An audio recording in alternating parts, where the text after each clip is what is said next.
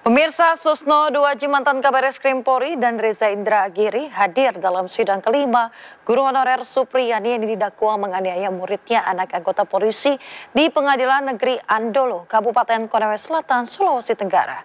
Mereka hadir melalui virtual Zoom sebagai ahli penyidikan dan psikologi forensik. Sidang kasus Guru Supriyani terus bergulir di Pengadilan Negeri Andolo Senin siang. Kuasa hukum Supriyani menghadirkan Susno 2 melalui virtual Zoom mantan Kabar Eskrim Polri sebagai ahli penyidikan yang dinilai mampu menjelaskan dugaan kejanggalan proses hukum terhadap guru honorer Supriyani. Menurut Susno, keterangan anak tidak bisa dijadikan sebagai alat bukti. Bukti forensik maka itu nggak ada gunanya juga. Keterangan saksi walaupun 1000, kalau hanya saksi aja nggak ada gunanya. Apalagi keterangan anak, apalagi keterangan anak tidak bersesuaian. Itu bukanlah alat bukti. Hadir pula saksi ahli psikolog forensik Reza Indragiri via virtual Zoom dalam sidang ini. Sekali lagi, menurut kajian atau menurut penelitian kualitas keterangan saksi dari anak-anak memang acap dipertanyakan, maka rekomendasi saya adalah siapapun itu, otoritas penegakan hukum manapun itu harus menaruh sikap ekstra hati-hati. Supriyani terdakwa penganiayaan muridnya M dilaporkan orang tuanya anggota polisi ke polsek tempat ia bertugas April lalu hingga ditahan selama sepekan walau akhirnya ditangguhkan. Dari Kabupaten Konawe Selatan, Sulawesi Tenggara, Febriono Tameng melaporkan. Kobaran api membakar ratusan kios pasar tradisional Gubuk Grobogan, Jawa Tengah Selasa dini hari tadi. Sejumlah pedagang nekat masuk ke dalam pasar menyelamatkan barang dagangan. Hingga pagi petugas masih berjibaku memadamkan api yang masih menyala. Pulang. Iya. Nah nanti terus jualannya gimana? Nanti. Kalau sudah selesai. Iya. Sementara nggak jualan? Iya, nggak jualan. Akibat kebakaran, ratusan pedagang mengalami kerugian total mencapai miliaran rupiah. Dari Grobogan, Jawa Tengah, Rustaman Nusantara melaporkan. Pemirsa, warga di Desa Klatanlo, Kecamatan Wulanggitan, Kabupaten Flores Timur yang terdampak erupsi Gunung Lewatobi laki-laki masih mengungsi ke lokasi yang lebih aman. Sementara itu pihak BNPB mengimbau masyarakat untuk tidak berada di radius 7 km dari Gunung Ile Lewatobi laki-laki. Dahsyatnya letusan Gunung Lewatobi laki-laki mengakibatkan sejumlah rumah dan gedung sekolah rusak. Warga yang paling terdampak parah berada di 2 kecamatan Wulanggitang dan kecamatan Ilebura. Hingga saat ini ribuan warga sudah mengungsi secara mandiri ke kecamatan Titihena. Pihak BNPB menghimbau masyarakat untuk tidak berada di radius 7 km dari Gunung Ile Lewatobi laki-laki. Dan kami menghimbau kepada warga jangan kembali dulu untuk sementara waktu ke lokasi dalam radius 7 km. Kita masih menerima laporan visual, banyak saudara-saudara kita warga di kawasan terdampak yang kembali mengecek rumah, mencari anggota keluarga dan seterusnya. Ini kami himbau untuk sementara waktu, berdasarkan jarak aman yang ditetapkan oleh PVMBG yakni 7 km, BNPB menghimbau tidak ada aktivitas apapun kecuali pencarian korban yang dilakukan oleh personil terkait. Ini mungkin yang perlu kami update kepada rekan-rekan media. Jadi per hari ini pukul 10.20 kami mengkonfirmasi sudah ada 10 korban jiwa, 9 sudah dievakuasi dan 1 korban belum dievakuasi karena posisi tertimpa reruntuhan sehingga masih menunggu personil SAR terkait. Status tanggap darurat selama 58 hari terhitung 4 November sampai 31 Desember 2024. Status Gunung Lewatobi saat ini awas atau level 4. Status tanggap darurat ini masih berlaku hingga 31 Desember 2024. Pemirsa kesal gara-gara salah paham titik antar seorang sopir taksi online dipukul penumpangnya sendiri yang ternyata seorang perwira polisi. Usai viral, pelaku yang merupakan anggota Polda Maluku dicopot dari jabatannya.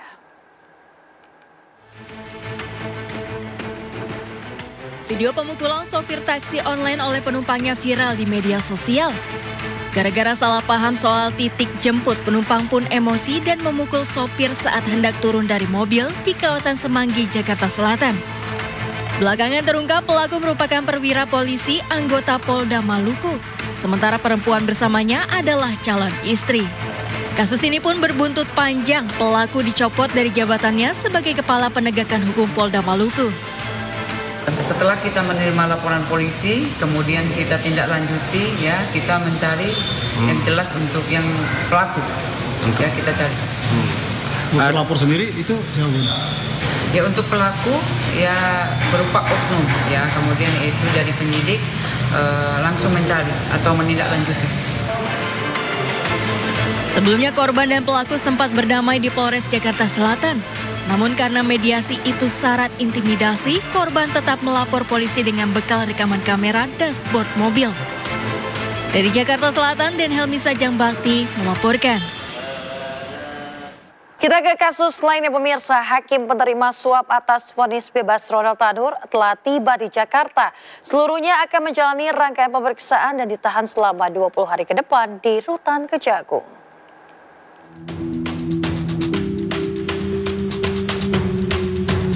Tiga hakim Pengadilan Tinggi Surabaya yang terlibat dalam kasus suap vonis bebas terdakwa Ronald Tanur dipindahkan ke rumah tahanan Kejagung, Jakarta dari rumah tahanan kelas 1 Surabaya, cabang Kejaksaan Tinggi, Jawa Timur. Ketiga hakim ini diterbangkan secara terpisah dan telah tiba di Jakarta pada Selasa siang. Seluruh tersangka dalam kasus suap atas vonis bebas Ronald Tanur ini akan ditahan di rumah tahanan selama 20 hari ke depan. Ketiga hakim yang terlibat diantaranya Erin Tuah Damanik, Mangapul, dan Heru Hanindyo. Selain ketiga hakim penerima suap, satu orang pengacara juga telah diamankan atas nama Lisa Rahmat. Kejagung sebut para hakim dan pengacara akan ditahan di rutan berbeda. Ketiga hakim ditempatkan di rutan Kejagung, sementara pengacara pemberi suap ditempatkan di rutan Kejati Timur. Seluruh hakim yang dipindahkan ke Jakarta diagendakan menjalani rangkaian pemeriksaan. Pemirsa, penyidik Kejaksaan Agung hari ini memeriksa sejumlah tersangka dan juga saksi terkait dengan kasus dugaan suap vonis Ronald Tanur. Di antara saksi yang diperiksa adalah ayah dan adik Ronald Tanur. 5 November 2024, ya, sejak tadi pagi ketika tersangka oknum hakim yang di Surabaya dipindahkan penahanannya ke Jakarta, ya. Jadi untuk HK ditahan di KPK, rutan KPK, untuk ED ditahan di rutan Cipinang, dan untuk M ditahan di Kejaksaan Agung.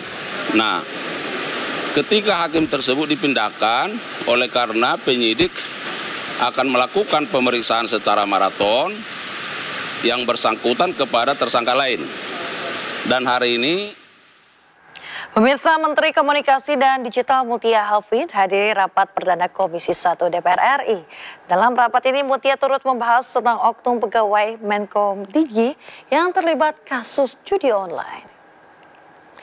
Pemirsa, rapat digelar di ruang rapat Komisi 1 DPR di Gedung MPR DPR Senayan, Jakarta. Rapat dipimpin Ketua Komisi 1 DPR, Utut Adianto. Agenda rapat tersebut membahas program Kementerian Jangka Pendek serta persiapan jelang gelaran Pilkada 2024. Dalam rapat tersebut, Mutia Hafid juga menyinggung tentang oknum pegawai Kemenkom Digi yang terjerat kasus judi online. Terkait hal ini, pemirsa, Mutia memastikan bahwa pihak Kemenkom Digi terbuka terhadap segala upaya pengembangan penyidikan oleh pihak kepolisian.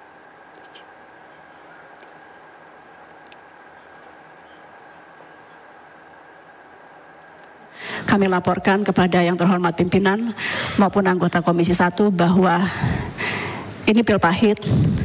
Jadi di dalam itu juga suasananya mencekam pasti, Pak. Karena kemarin juga kita tahu bahwa kepolisian itu datang jumlahnya cukup banyak. 40 sampai 50 orang. Namun komitmen kami yang sudah kita sampaikan bersama satu nada walaupun terpisah dengan Kapolri bahwa Kemkom DJ akan terbuka dan sudah terbuka kepada seluruh upaya pengembangan penyidikan. Berapa kali pun kepolisian harus datang, seberapa lama pun mereka harus datang dan meneliti di kantor kami, sebagai bentuk pertanggungjawaban kami membuka pintu selebar-lebarnya. Kami telah membuat